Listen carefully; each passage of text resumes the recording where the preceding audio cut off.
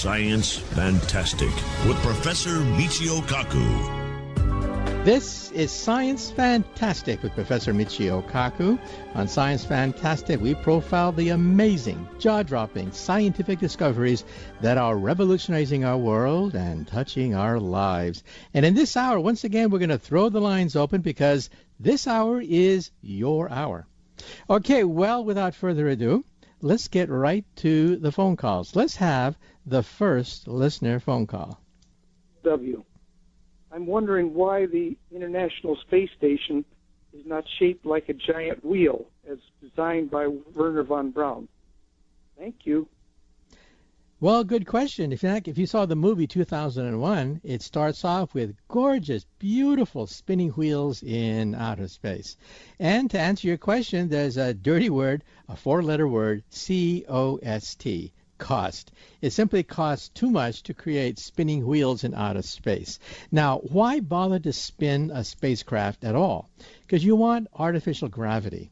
Without gravity, you are weightless, and all sorts of bad things happens to your body. You have muscle deterioration, loss of calcium and phosphorus and other minerals from your bones. In fact, your spinal cord even expands about 1.5 inches to 2 inches. You actually are taller being in outer space. So you have all these problems dealing with weightlessness, and the way to eliminate weightlessness is to get artificial gravity. That is, spin the spacecraft. We've all been at carnivals, and at carnivals, they spin you around, and you feel a force pushing you into the chair, and that's called centrifugal force. Now, we could do that with the space station, except it would cost an awful lot of money. That's why the space station looks like a bathtub. It's very inelegant. It's not streamlined. It doesn't take your breath away at all like the wheels that you see in the movie 2001. But hey, they work, and it just means that our astronauts have to do exercises in order to keep their muscle toned, in order to keep their bones from disintegrating. They have to constantly exercise in outer space. So in the future, maybe we'll have spacecraft that do spin, for example, going to Mars. The trip to Mars will take about 9 months. That's an awful long time to be under weightlessness. And so some people have said that maybe we should spin the Martian spacecraft to give them artificial gravity. Well, yeah, great idea, but it boils down to one word, cost. It costs about $10,000 to put a pound of anything in orbit. That's your weight in gold, just so you can orbit the Earth. To put a pound of anything on the moon costs on the order of $100,000. And to put anything on Mars would cost upwards of $1 million a pound. So it's very expensive to create spinning spacecrafts. We could do it. It's an engineering problem, but basically it's a political and economic problem. Basically the question is, who's going to pay for it if we have spinning spacecraft? Okay, let's move right on to the next listener phone call. Dr. Kaku, my name is Ralph, and I'm listening from Great Falls, Montana, on station KQDI. And my question is, I know we have seasons because the Earth's axis is tilted, but what I would want to know is the reason why we're tilted is because the theory is we were hit by an object billions of years ago and threw the axis into the tilt. What the Earth be like if we were never hit by that object and we didn't have that tilt? What would our climate be like? Thank you very much. Well, you ask an interesting question. When I teach astronomy at the university, the first day I ask the kids a simple question because I want to know how much they know. I ask them a simple question. Why is summer hot and why is winter warm?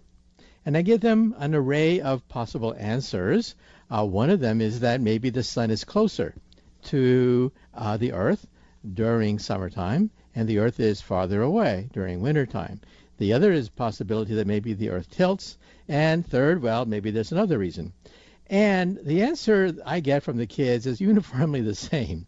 About a third of the class swears that is due to the fact that the Earth is closer to the sun during summertime. That's why we have summer.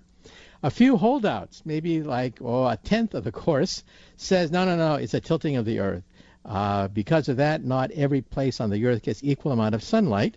and that causes the seasons. And about half the class don't know at all.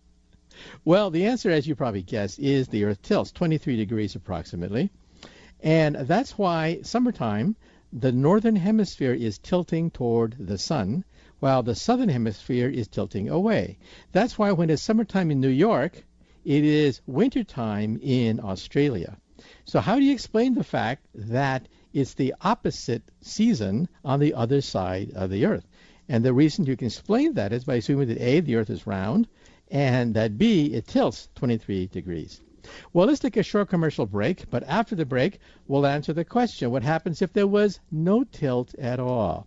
If there was a cosmic accident and we weren't hit by an asteroid 4 billion years ago, what would it be like if there was no tilt at all? Okay, well, let's move right along now. Oh, by the way, let me answer the previous caller, and then we'll take some more listener phone calls. The caller asked a question, if there was a cosmic accident and we were not hit by an asteroid about 4 billion years ago when the solar system was being created, and the Earth does not tilt with respect to the plane of the solar system, what would the weather be like?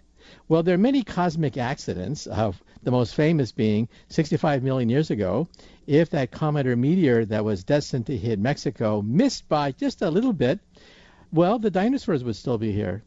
That asteroid hit just at the right point where it plowed into Mexico. Enough dirt and garbage was thrown into the air to darken sunlight, plunge temperatures, and wipe out the dinosaurs. It was a cosmic accident, in some sense, that humans are here today and not dinosaurs talking about questions to scientists. Well, the other question was asked is, what happens if the Earth does not tilt at all? Well, we would still have weather because the equatorial plane is still the closest to the sun in terms of the angle. If you're further toward the North Pole, then you get less sunlight. It wouldn't be as dramatic as we have it today with a 23-degree tilt. And that means you would have convection currents. That is, you'd have warm air from the equator of the Earth rise, go toward the north, and go to the south in a circle. So you would have a circular circulation of wind. So the weather would be rather strange. You would not have east-west weather so much, assuming that the planet didn't spin so much. Now, if the planet spins, on the other hand, then you can get east-west winds. So our Earth has the benefit of both. It tilts, so we have dramatic changes in summer, fall, winter, spring.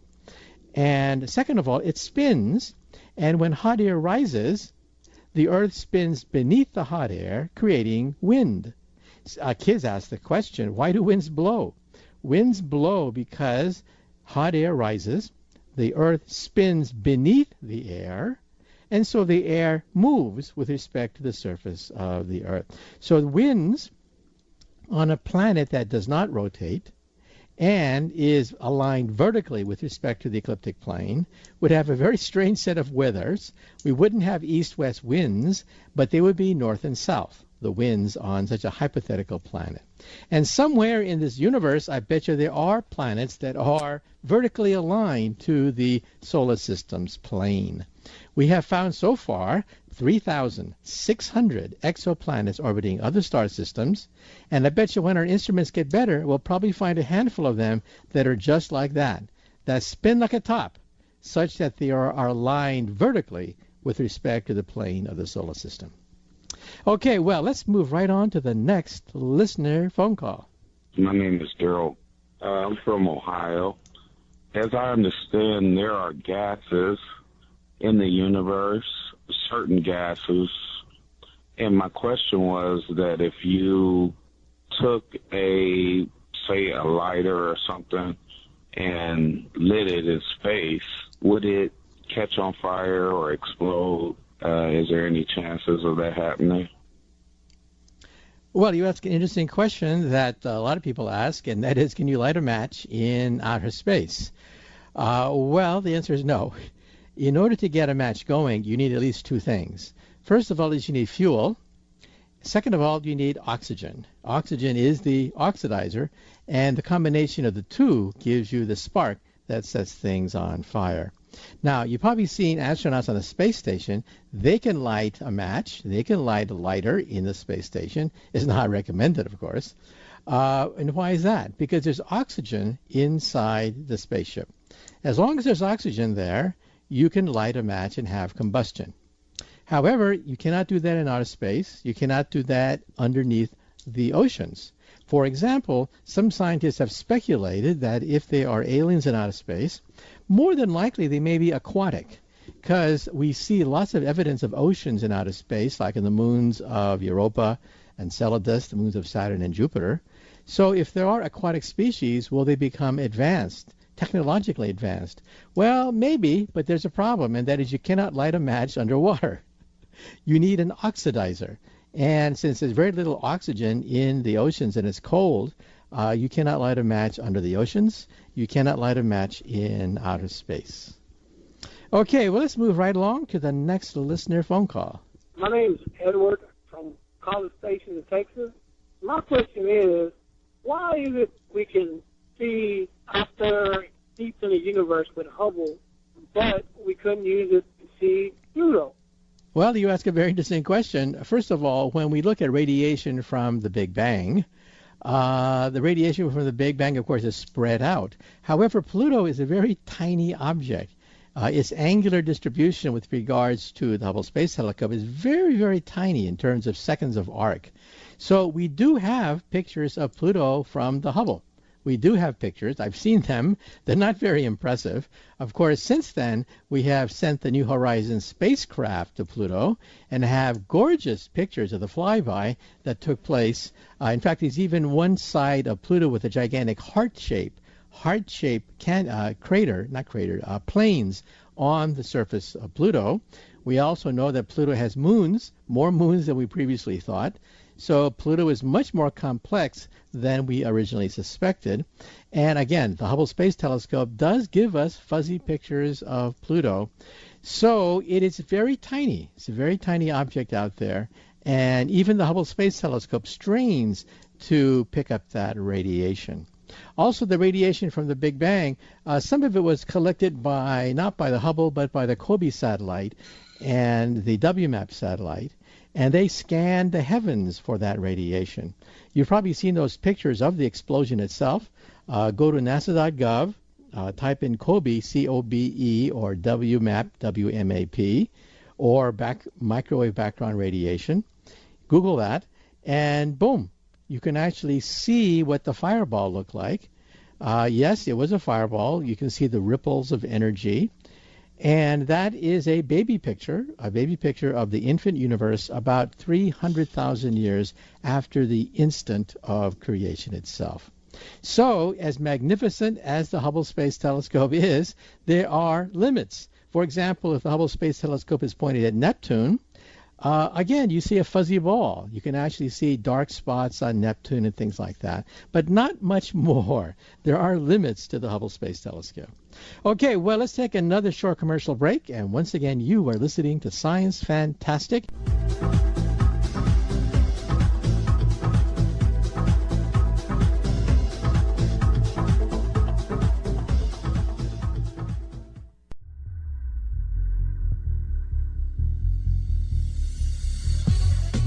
Welcome back to Science Fantastic with Professor Michio Kaku. The lines are open. That's right. Give us a call. Leave your name, call letters of the radio station you're listening to, and the city you're calling from, and perhaps you can get on Science Fantastic. Also, if you get National Geographic Channel, tune in to Year Million. I'm featured in all 6 episodes of Year Million, talking about the future, not just the future 5 years from now, the future 100, 1,000, the future 1,000,000 years ahead. What is it like for medicine, for longevity, for health, for space travel, for our mind, for artificial intelligence? All of that discussed in the latest Nat Geo TV special called Year Million.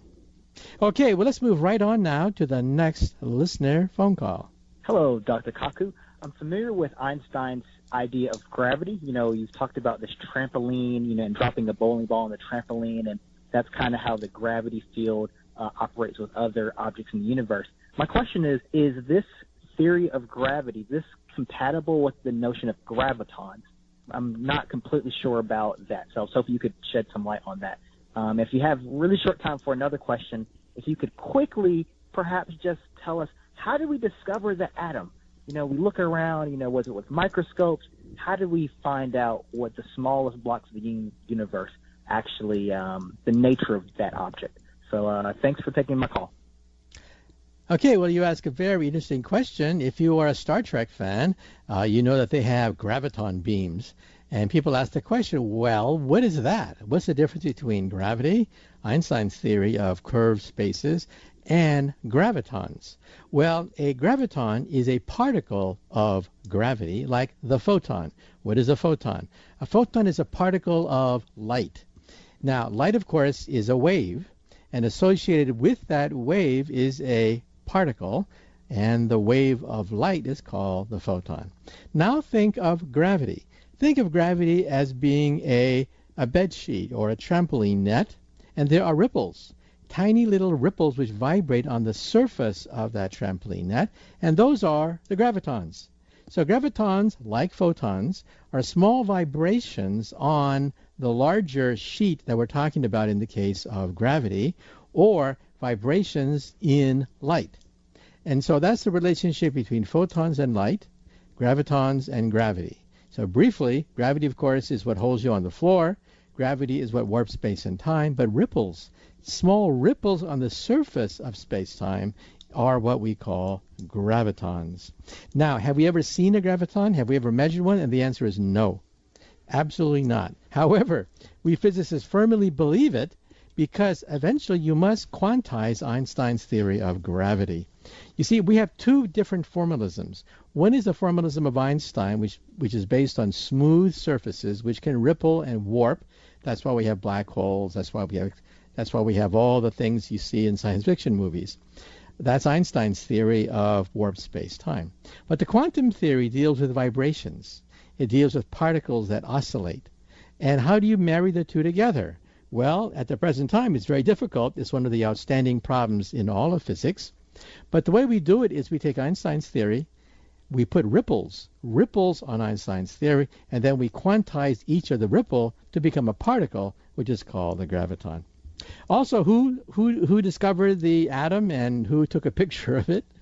Well, of course, the concept of the atom goes back to the Greeks 2,000 years ago. Atom means cannot cut. Tum means cut. A means cannot. So the word atom means cannot cut. But now, of course, we can blast atoms to pieces. And how did we do that? Well, let's take a short commercial break. And after the break, we're going to talk about how we can see the atom. How do we do that? Well, believe it or not, the first person to actually give us concrete evidence of atoms was Albert Einstein. When he was unemployed, he was working as a clerk in the patent office. He said that if atoms exist, they must vibrate and bump up against particles of dust, small little particles that we see, and therefore under a microscope we should see tiny little dust particles move. Well, sure enough, you can do that. It's called Brownian motion. When you get a microscope and look at a very, very small object, you can see little tiny vibrations there because atoms buffet themselves and hit small particles of dust. And from that, Einstein got one of the first indicators of the size of an atom. Now we can actually photograph individual atoms. Believe it or not, it was once thought to be impossible because the wavelength of light is larger than an atom. Therefore, a light can only see objects down to the wavelength of light. Therefore, you can see big objects like elephants, horses, and trees, but when you get smaller and smaller and smaller, eventually you hit the wavelength of light and everything gets fuzzy, and you cannot see things smaller than the wavelength of light. But it turns out you can, using what are called phase microscopes. What you do is you get a needle, a very tiny needle with an electric charge, and you run that needle over a surface, and then you move that needle very slightly and run it over again and again and again, just like a record player. That's how, of course, how we etch records, by having a tiny groove go one by one, creating lines on a piece of vinyl.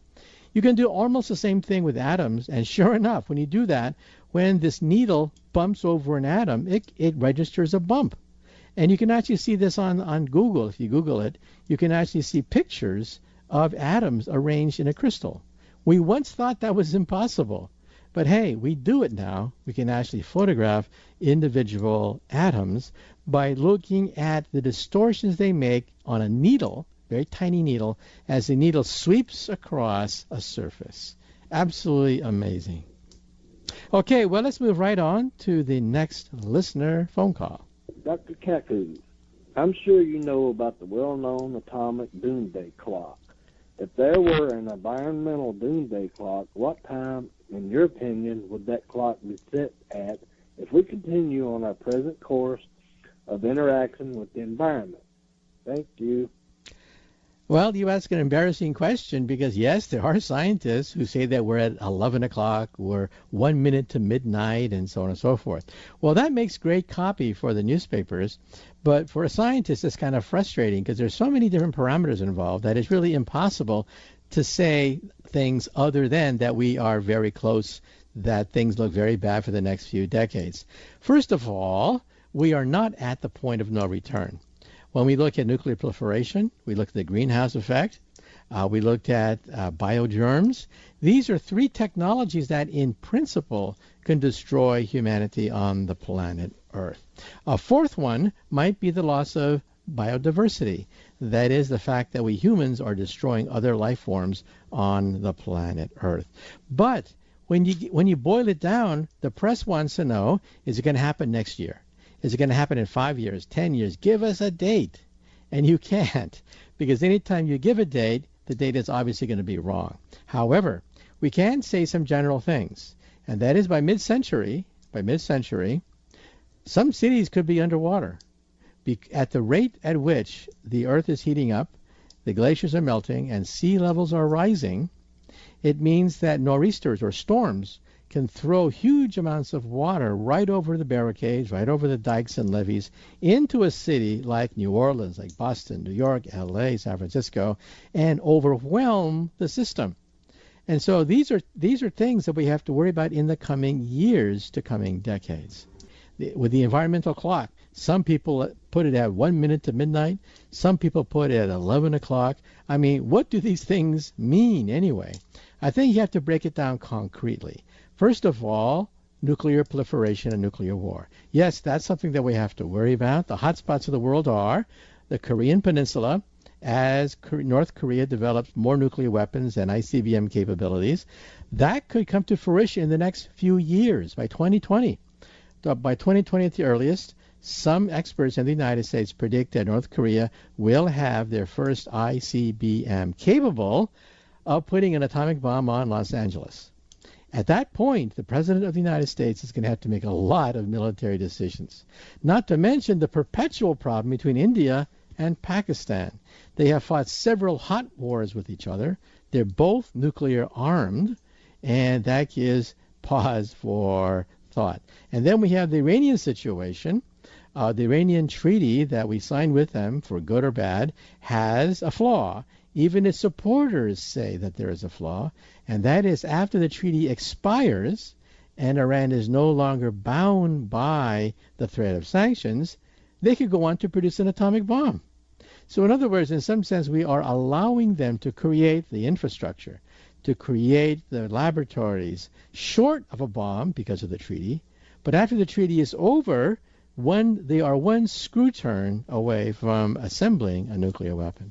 So for all these reasons, that's a problem for the doomsday clock. Then, of course, we have biogerms.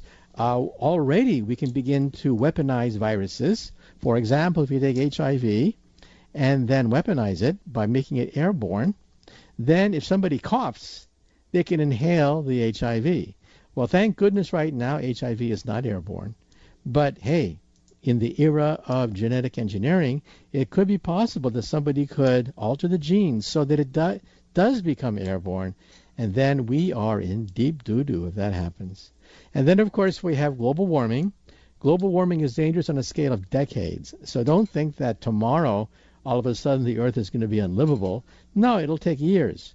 And in those years, hopefully, politicians will rise up to the fact that, yeah, maybe we should create a world based on hydrogen, a world based on fusion, a world based on non-polluting technologies. Why not? Well, we'll have to, of course, wait and see whether the politicians have enough wisdom to see that, yes, there are some long-term threats. But exactly what time is it? It depends. Okay, let's move right along to the next listener phone call. Hello, Dr. Kaku. This is Richard from Dallas. I was wondering, sir, if you think that cold fusion is even feasible. Thank you. Well, ever since humans began to speculate about energy and things like that, people have proposed free energy. Energy for free. Wouldn't that be great? Put the oil companies out of business and all that. Well, there are problems. Some people think the closest we can get to free energy is cold fusion. So let me explain. Several years ago, two chemists revealed the fact that if you put palladium rods into water, the palladium rods will eventually start to release energy. In fact, energy from fusion. They claim that the palladium has magical properties and it brings atoms of hydrogen closer together. As a consequence, they're so close that you can fuse them to create helium. And that is the secret of the stars. That's why the sun shines. The sun shines because it compresses hydrogen to millions of degrees so that the hydrogen nuclei plows into other hydrogen nuclei, releasing the energy of the hydrogen bomb. That's the secret of the stars. That's why the sun shines. That's why the stars twinkle. And that's why we are here today. Now, the question is it possible that one day this kind of technology can give us free energy in the form of cold fusion? Why do we have to heat up the hydrogen? Well, it's very difficult to heat up hydrogen. We have to heat it up to millions of degrees so that protons, which don't like each other, are forced to combine to create helium and release vast amounts of energy. Cold fusion was the hope that you could do it in a bottle. Forget the sun. Forget millions of degrees. No, room temperature water could create energy. Well, these two chemists, Fleischmann and Pons, claimed to have gotten energy from almost nothing. Created a big sensation, but then it was not reproducible. And that's the key. Who knows whether it's really correct or not? I would say 99% of most physicists think it's nonsense and violates the laws of quantum mechanics. However, there's a holdout, and these holdouts think that, well, maybe one day it'll create an energy revolution. But the question is it reproducible? To be considered science, you have to have things that are testable, that are reproducible in the laboratory, or else it's a fluke, or else it's fake, or else it's another effect taking place. So far, it's not reproducible. That is, people in one country say, we've done it, fusion in a bottle. But other people on the other side of the earth, when they do the exact same experiment, get nothing. In fact, Toyota, they said, put down over $1 million to try to perfect cold fusion because, well, who knows? $1 million is not much if you're the world's largest automobile maker, and maybe it works. However, what happens when you build a Toyota? You turn the switch and it doesn't work. It's not reproducible. It is useless at that point. Science Fantastic with Professor Michio Kaku. This is Science Fantastic with Professor Michio Kaku. On Science Fantastic, we profile the amazing, jaw-dropping scientific theories which are revolutionizing our world and touching our lives. And in this hour, once again, we're going to throw the lines open because this hour is your hour. Okay, well, let's jump right in and take the next listener phone call. My name is Quincy. Basically, as human beings, how do you think it would be possible for us to achieve immortality? And when I say that, I mean that in the sense of not growing old, being able to keep our physical bodies and live forever without any degeneration. Thank you. Bye-bye. Well, it would take a whole book to answer that question, so let me try to break it down into pieces. First of all, there are several ways of increasing the lifespan of animals. The most reliable is called caloric restriction. If you restrict their diet by 30%, they live 30% longer. This is the only verifiable, testable, reproducible method ever to be done on animals which succeeds every time. You can analyze yeast cells. You can analyze insects, bugs, spiders, mice, rats, rabbits, dogs, cats, even primates now, all the way up the scale. Yes, all of them can experience life extension by eating less. There's only one animal that has not been tested, a very famous animal. It is you and me. Homo sapiens have not been tested while we do this in the laboratory with primates, monkeys, all the way down, going all the way down to yeast cells. Why does it work? We're not sure. Some people say that in the forest, animals have a choice. They can either gorge themselves on food in times of plenty and then get pregnant and have kids. That takes up a lot of energy, having kids. Or they could simply hunker down, eat nothing, and live longer and hope to ride out the period of famine and chaos. And so that's what some people think, that if you starve animals, they think that, well, we're entering a period of famine. No children are coming anytime soon, so I'll go into a semi-state of hibernation. Now, should you do that? I should warn you. People who take this diet, 30% less calories, they get irritated, they lose a lot of weight, they lose all interest in sex, they get very lethargic as a consequence. But hey, it works. What can I say? There are other methods, the most promising being gene therapy and isolating AIDS genes. If you take the genes of old people and the genes of young people and then compare them, you see that aging is concentrated. Aging is not uniform for old people and young people. And where does aging take place? Well, think of a car. Where does aging take place in a car? Well, the engine. That's where you have moving parts, and that's where you have oxidation and burning taking place. Well, where do we find that in our body? The cell has something called the mitochondria. It is the powerhouse of each cell, the source of energy, and that's where the errors build up. So we actually even know where errors take place, where aging takes place. So what is aging? Aging is the buildup of errors, genetic errors, molecular errors, cellular errors, but we have error-correcting mechanisms. And so using gene therapy in the future, we might be able to correct the defects in cells as they accumulate errors, making them sluggish, and they eventually die. Well, the list goes on and on. The next is telomeres at the end of a chromosome. They are like a biological clock. They get shorter and shorter with each reproduction. After 60 cell reproductions, the cell begins to slow down and eventually die. In fact, some people think that's why we die. There's a biological clock. Well, you can actually reset the clock. There's something called telomerase, which allows you to reset the biological clock. But there's a danger. And the danger is cancer cells also use telomerase. Because after all, what is the main characteristic of cancer? They are immortal. That's the essence of cancer. Cells which have forgotten how to die. Cells which just keep on reproducing, pushing other cells out, creating a tumor, and killing the host. Well, anyway, I can't possibly go into all the avenues for immortality research. There's quite a bit. So I personally think that maybe not my generation, but maybe our grandkids. Maybe our grandkids may have the option of hitting the age of 30 and then stopping. They may like being 30 for many, many decades to come. Okay, well, moving right along now, let's take the next listener phone call. Jonathan from Mineral Wells, Texas. Instead of creating a force field around something that objects bounce off of, is there any way that we could create enough radiation and try to recreate something to an extent of, say, the ozone layer? Something to the extent of maybe trying to recreate the Earth itself. I would appreciate it if that were answered. Well, I don't quite understand, because you mentioned force fields, like repulsive force fields.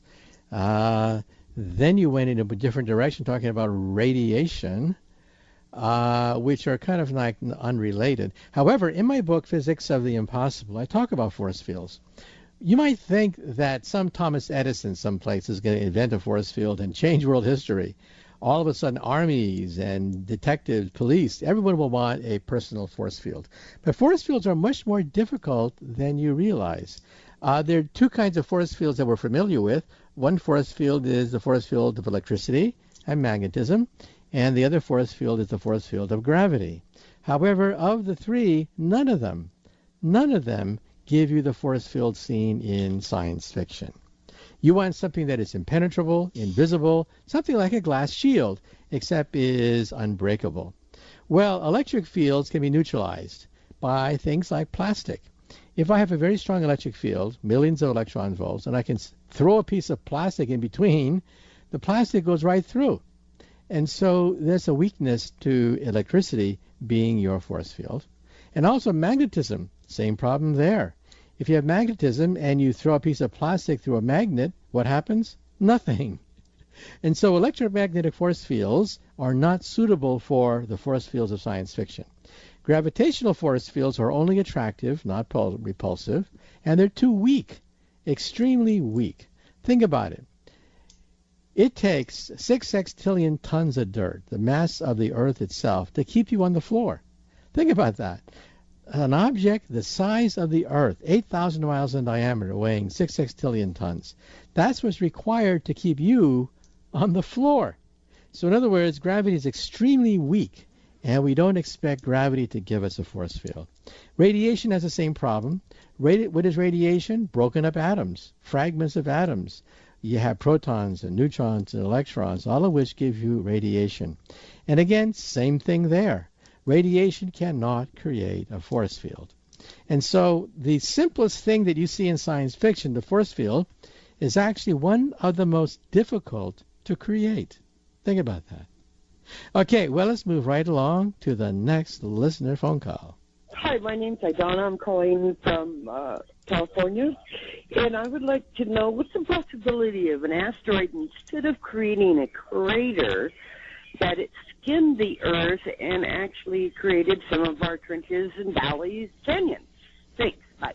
Well, that's an interesting thought, but I think the probability is extremely low, very close to zero. For example, take a look at Apophis. Apophis is an asteroid about 1,000 feet across, and it's headed toward the Earth. It'll skim the Earth. It'll come right underneath our satellites. That's how close it's going to come in the year 2029 and 2036. But it's only 1,000 feet across. It's not going to create a crater. It's not going to gouge the Earth. But let's take a short commercial break. And after the break, I will try to address these questions of whether or not asteroid impacts really can create valleys and things like that on the planet Earth. Well, the short answer is probably not, for several reasons. First of all, the Earth has lots of valleys, all of which can be explained by things like tectonic activity and global warming. Tectonic activity, sorry about that. So we have so many valleys, but the probability of creating a valley with a skim by an asteroid is very close to zero. The angle would have to be so precisely calibrated that very few asteroids would be in that kill radius that would allow it to skim the planet Earth. And as I mentioned, in 2029 and in 2036, an asteroid will skim the Earth. It's called Apophis. It'll come so close to the Earth that you'll perhaps be able to see it with the naked eye. That's how close it's going to come as it soars right overhead. An object the size of the Rose Bowl, about 1,000 feet across. Potentially dangerous? Yes. Will it miss? Probably. We're not sure, but it'll probably miss. But it shows you what could happen if an asteroid comes very close to the planet Earth, capable of skimming the Earth. Will it create valleys? I don't think so. However, let's move right along to the next listener phone call. Hi, my name's Ryan. I'm from Tucson, Arizona, and my question is regarding human cloning.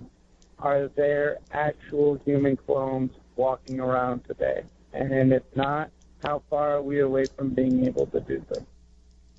Well, you ask a very interesting question that was in the newspaper several years ago when a cult said that they do cloning inside their cult. However, they gave no evidence. They gave no evidence that they even had knowledge of the science involved. So most people think they did that for publicity, because of course cults love publicity. So cloning means, of course, creating a carbon copy of us like a twin, but the technology is available for animals and pets. We do that now with pets. But for the most part, it has never been done on humans. First of all, it has never been done on primates. No one has ever cloned a monkey. So that would be a step in the direction of cloning humans, but we can't even do that with animals.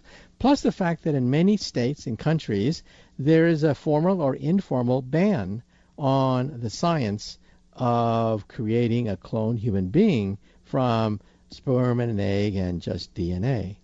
And so that's why at the present time, we don't have any human clones.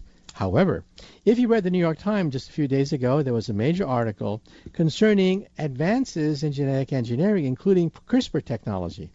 This technology allows you to edit just like you edit an article, edit the DNA of an organism, edit the blueprint of life.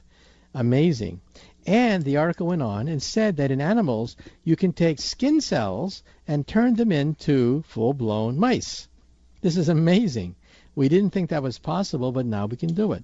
Taking cells from mice, hitting them with this technology, CRISPR technology, and then you create an entire mouse. This is something from nothing. Amazing. And so even though we cannot clone a human being, we can now clone mice from skin cells. Amazing technology. So anyway, to answer your question, the answer is no. We know of no instance of a human being cloned, but it's only a matter of time. Who knows? I would say within 5-10 years, I wouldn't be surprised at all if some kind of renegade laboratory claims that they have cloned a human being. Okay, oh, and also let me say that, is it a tragedy if that happens? I don't think so. When the first test tube baby, Louise Brown, was grown out of a test tube, the Catholic Church denounced it. Ethicists all over the world denounced it. But hey, your best friend could be a byproduct of a test tube baby. You, in the audience, you could be a test tube baby. We just got used to it. So, of course, religious people can huff and puff as much as they want, but most people say to themselves, it's either unimportant for me or I want it.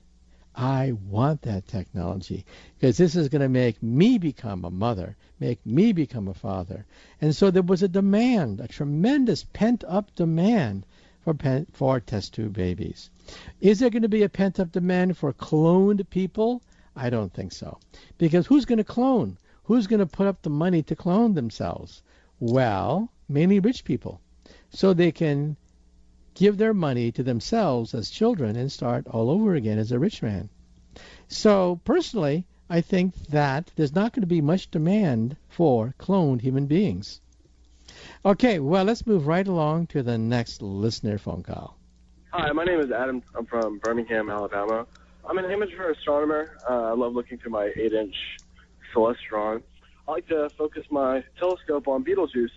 Statistics say that it has a possibility of blowing up soon. I was wondering if you could touch on that. What are the actual possibilities of it being during our lifetime? Thank you. I love the show. Well, first of all, Betelgeuse is not Michael Keaton. It's not a Hollywood movie about the bizarre life after death of ghosts. Betelgeuse is a star named after a Babylonian god. And Betelgeuse is a red giant, and it's unstable. Pictures of Betelgeuse, it's very hard to, of course, photograph stars and their shape, but you can actually see a fuzzy disk that is unstable. So we do know it will explode. It is a star in its last stages, and it will explode. Is it dangerous? Not so much. You'll be able to see it at night. It'll light up the night sky, sort of like Venus, but it's not going to destroy the Earth. The star Betelgeuse, you can Google it. It's a few hundred light years from the Earth, too far to cause the damage that could wipe out life on Earth. Now, before the dinosaur theory of asteroids came out, some scientists said, including Carl Sagan, that maybe a supernova took place in our vicinity of the universe. That may have wiped out the dinosaurs. Well, yes, that's a possibility. Now, of course, we lean toward the asteroid theory of dinosaur extinction. But, yeah, you can't rule it out. the fact that a supernova could destroy life on Earth, but it has to be much closer to the planet Earth on a scale of 5, 10 light years before we really have to worry about it. So what are the chances of it blowing up? Well, maybe it already blew up. It takes time for light to reach the planet Earth, or it could be thousands of years into the future.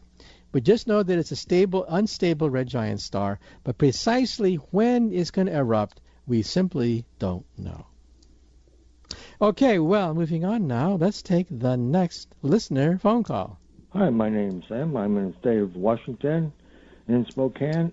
And my question is it possible ever to invent a absolute cold illumination lighting system that requires no energy or output of heat of any kind? And what might be involved in such a system? Thank you very much. Well, I just found out that I have to wind up this segment of Science Fantastic. So let's take a short commercial break.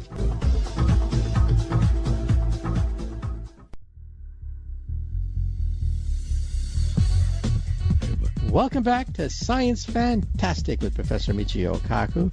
On Science Fantastic, we profile some of the most amazing developments in science as we talk about science that touches our lives and can revolutionize our world. Now, before the break, we had a call. Somebody who asked a question about cold light. Is it possible to get light that gives off no heat, light that can illuminate our world and use up almost no money and no resources, and a magic light? Well, probably not, for two reasons. First, we have the laws of thermodynamics. The first law of thermodynamics says that the total amount of energy in a system does not change. You cannot destroy energy or matter. It was Einstein who gave us the latest version of that via E equals mc squared. But basically, you can't get something for nothing. So you have to input energy to create light. You have to feed electricity into a light bulb to make it glow so it gives off heat radiation. So the first law would rule out cold light that requires no input of energy. But then there's also the second law of thermodynamics, which says that in any closed system, objects tend toward disorder, chaos, tends toward falling apart. That's why we get old. That's why we die.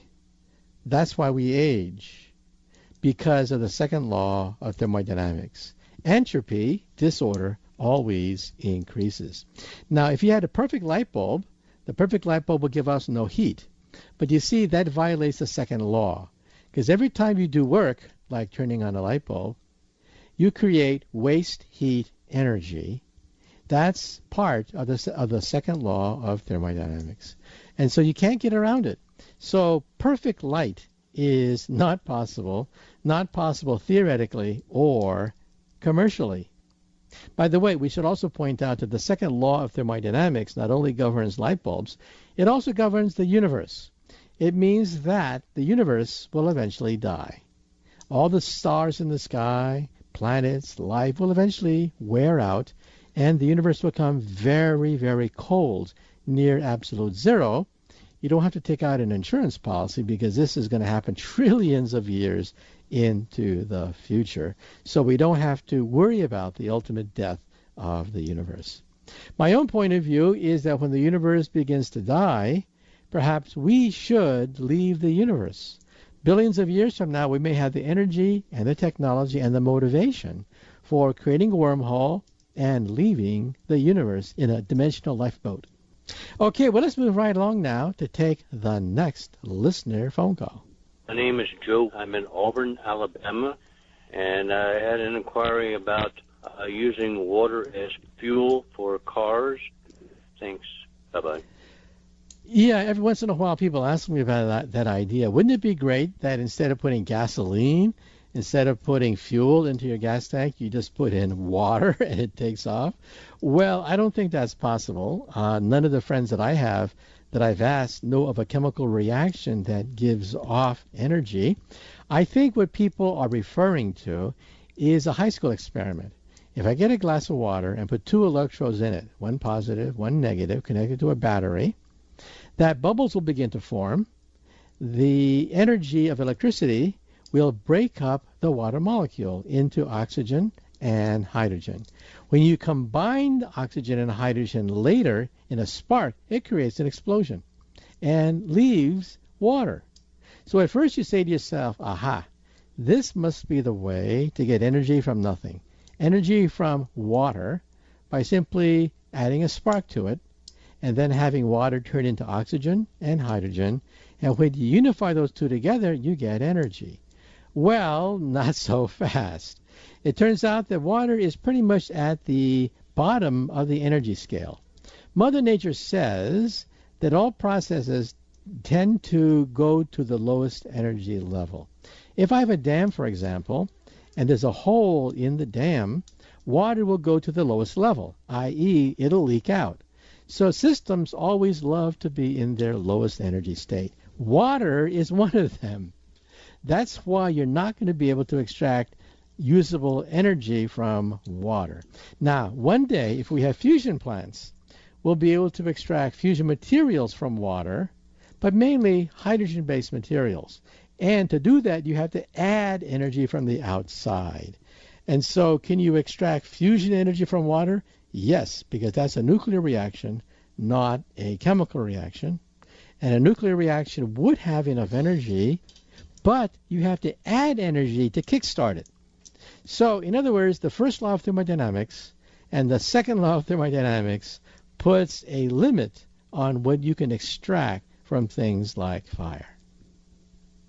Okay, well, let's move right along now to the next listener phone call.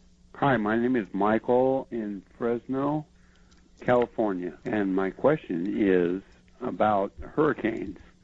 Why there is not a resolution on how to disrupt a hurricane knowing that it's coming from an area hundreds of miles away and not have an ability to disrupt that hurricane with the knowledge that we have, possibly an oxygen disruption or any other means. Thank you. Well, you've asked a question that a lot of people ask every time a hurricane hits Florida or hits the East Coast. People wonder, why can't we deflect it? I mean, we have so much technology. Why can't we disrupt or move out of the way the path of a hurricane? Well, we think we are masters of the universe until Mother Nature comes along and teaches us who's really boss. First of all, a full-blown hurricane has more energy than a score of hydrogen bombs. The hydrogen bomb is the most ferocious thing we can harness on the planet Earth, and a simple hurricane has more energy than many hurricanes. So you're up against a tremendous problem. So some people say, why not get a hurricane when it's still young, when it's in the cradle? We'll talk about that after the break.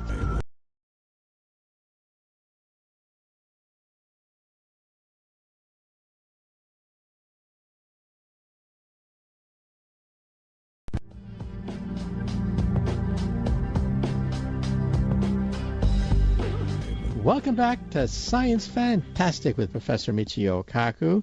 On Science Fantastic, we explore the amazing cutting edge of science. Well, before the break, we had a question, can you disrupt a hurricane?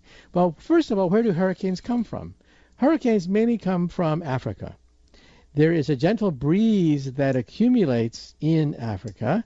The breeze begins to move west, and as it goes westward, it picks up energy. More energy as it goes west until it hits the Gulf area. And the Gulf area, like the Gulf of Mexico, has lots of warm water. And hurricanes are like Samson. They get their energy from something. Samson got his energy from his hair. Hurricanes get their energy from warm water. And it's like a bowling ball. Take a map of the world, look at Africa, draw a line across Africa to the Caribbean, and then if you hit the angle right, like a bowling ball, you hit the angle right, you can hit New Orleans. You can hit Florida. You can hit all sorts of very valuable real estate if the angle comes in right, just like a bowling ball going across the Atlantic. Then the last question is, can we disrupt it? And the answer is it will be very difficult, because once it does reach the west coast, the east coast of North America, once it does hit that, the energy is so ferocious. The hurricane is hundreds of miles across. It's gigantic. And even a hydrogen bomb cannot disrupt it. You would have to disrupt it much earlier, in a much earlier phase. And remember that people who have tried to disrupt the weather have met with very mixed results. The CIA, for example, during the Vietnam War, was toying with the idea of influencing when the monsoon season would hit Vietnam. By doing that, they could perhaps win the Vietnam War. Their idea was to seed the clouds with things like iron iodide, silver iodide, and these ice crystals form as nuclei that allow for the condensation of raindrops. And so the theory was, by dropping particles of silver oxide over Vietnam, you might be able to create artificial precipitation and condensation and create a monsoon season when you want it. Well, it was a failure. It turns out controlling the weather turned out to be much more difficult than we originally thought. Because A, the energy of things like a hurricane is absolutely enormous, much bigger than a hydrogen bomb. And B, the weather is huge in size, and we are puny compared to the weather. Okay, moving right along, let's take the next listener phone call. My name is Greg, and I'm from Great Falls, Montana, and I'm listening to 1450. My question is, I don't understand why we can't see an atom when a photon is the smaller particle of the molecular model. Thanks a lot. Bye-bye. Yes, you're absolutely right. We cannot see an atom in the old-fashioned meaning of the word see, but we can see the atom's imprint. And you get beautiful pictures of atoms. Just Google it on the web. These are called phase microscopes, and they're sort of like an old LP. Remember the old-fashioned LP? They had a needle. The needle would go in a groove, and it would repeat itself over and over and over again. Well, that's how we take, quote, photographs, unquote, of individual atoms. Atoms are smaller than the wavelength of light. Therefore, light is useless in terms of trying to photograph an atom. So here's how we do it, just like an LP record. We take an object with grooves, and we take a needle, a very fine needle, just like the needle of an LP, and we move it over a surface which contains the atoms you want to photograph. The needle goes up and down as it moves horizontally, and it changes the electric field. And by measuring changes in the electric field, when you plot it on paper, what do you see? Valleys, rifts and valleys as the needle goes up and down. And then if the needle goes again and again and again to create a horizontal picture of what you're looking at, why golly, what do you see? Individual atoms. And so atoms, in some sense, can be seen. They can be seen because we can put a needle over them, and the needle bumps up against atoms as it moves across these molecules, and that's how we get, quote, pictures of individual atoms. Now, is it possible to get pictures of a proton going even smaller? That's very hard, because in principle, we might be able to create waves with a wavelength smaller than light and photograph individual subatomic particles. But the energy necessary to do that increases. So if the energy gets too high, then it rips up the atom.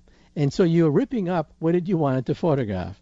And that's why it's very difficult to use electromagnetic radiation to reveal the secrets of atoms. Well, unfortunately, our time is